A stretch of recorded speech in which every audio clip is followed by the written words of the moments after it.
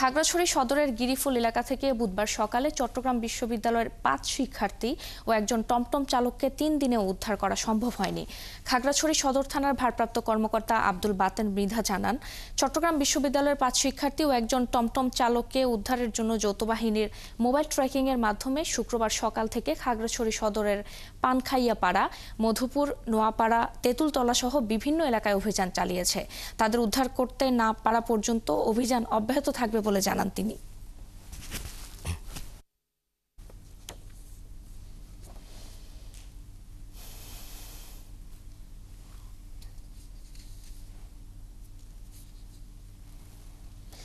খাগড়াছড়ি থেকে চট্টগ্রাম বিশ্ববিদ্যালয়ের ৫ শিক্ষার্থী অপহরণের খবর জানাতে আমাদের সাথে যুক্ত হচ্ছেন সহকর্মী রূপায়ণ তালুকদার। রূপায়ণ, উদ্ধার অভিযানের সবশেষ খবর জানাবেন এবং পুলিশ কি বলছে?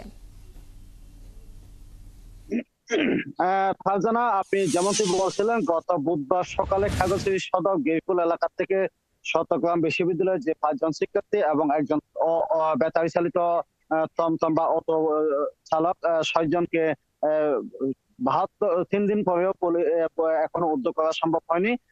তো এই বিষয়টা নিয়ে এই নিয়ে তাদের উদ্ধার আমি খাগড়াছড়ি পুলিশ সুপার আরফিন জলিলের সাথে কথা বলেছি। তিনি আমাকে জানিয়েছেন তাদের ৬ জনকে উদ্ধারের জন্য গতকাল সকাল থেকে খাগড়াছড়ি, পানখাইয়াপাড়া, নোয়াপাড়া, মধুপুর এবং তেঁতুলতলা এবং খবংপুরিয়া সহ বিভিন্ন এলাকায় তারা তল্লাশি চালিয়েছেন। তো তিনি যে বিষয়টি বলেছেন, তাদের উদ্ধারের জন্য যৌথ বাহিনী অভিযান চালাচ্ছেন এবং তারা যতক্ষণ না উদ্ধার হচ্ছে ততক্ষণ পর্যন্ত তারা অভিযান চালিয়ে যাবেন।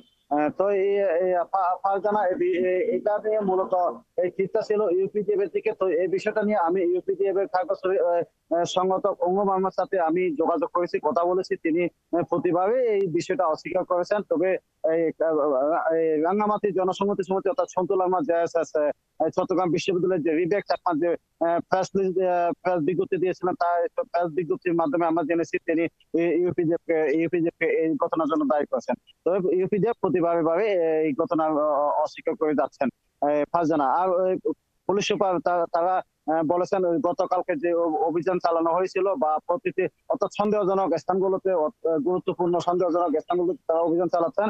ওদেরকে উদ্ধার না হওয়া পর্যন্ত তারা অভিযান চালিয়ে যাবেন।